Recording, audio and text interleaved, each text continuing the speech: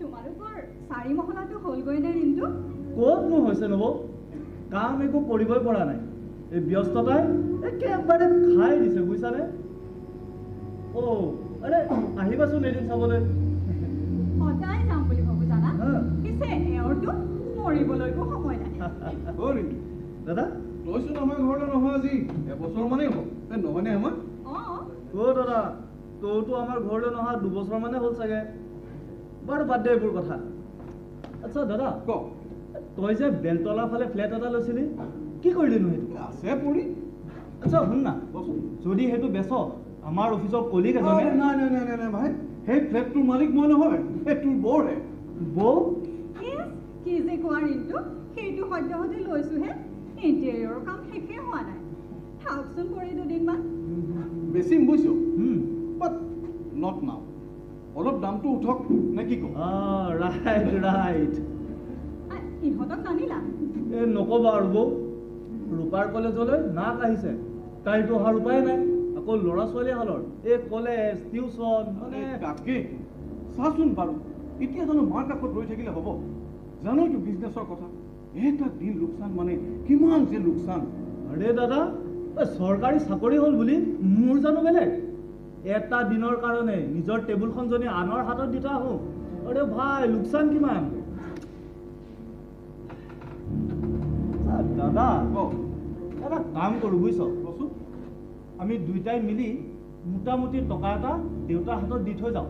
তাতে ইয়াত থাকিওতো একো লাভ নাই, উপেক্ষা কৰাৰ বাহিৰে কিটো আছে কচোন? ঠিক কৈছ, আৰে কিবা এটা হ'লে আমালৈ ফোন কৰি দিলে হৈ গ'ল, উইদিন 7 আৱাৰ্ছত পাই যাম। ঠিক কথা। মই দেউতাক ইয়ালৈকে মাতি আনিছোঁ। আচ্ছা যা। দাদা এইফালে আছোন, কচোন। আগতে কচোন তই কিমান দিবি? ৰ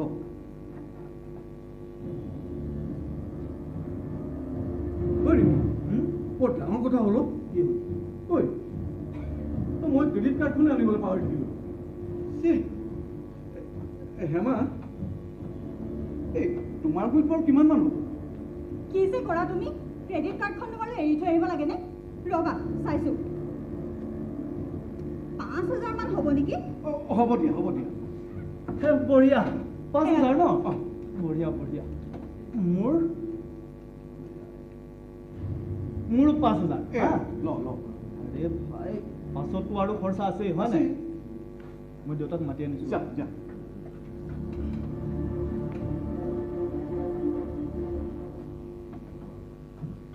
দেউতা অকণমান এইফালে আহিবাচোন। কিবা কবি? মানে কথা এটা আছে। অলপমান নব, ৰিন্তু অলপ ইয়ালৈ আহাচোন, মাৰ চব বহি দি আহিম। ঠিক আছে।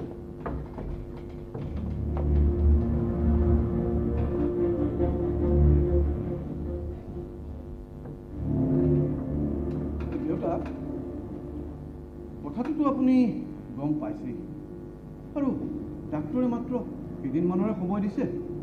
মানে দেউতা, আজি আমি যামগৈ, মানে আকৌতো আহিবই লাগিব। জাষ্ট কল এটা কৰি দিলে হয়। আৰু দেউতা এইখিনি চাওঁ, এইখিনি ৰাখাচোন। ৰাখা, হকে বিহকে কামত আহিব।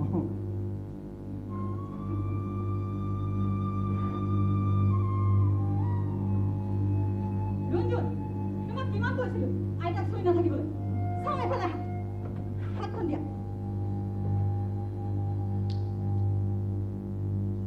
ভালকে মুচি লোৱা।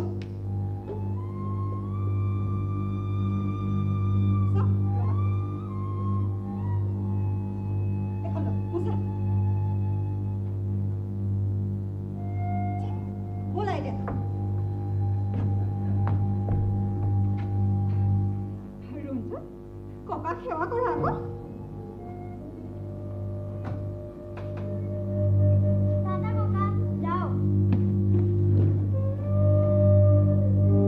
দেউতা আহো।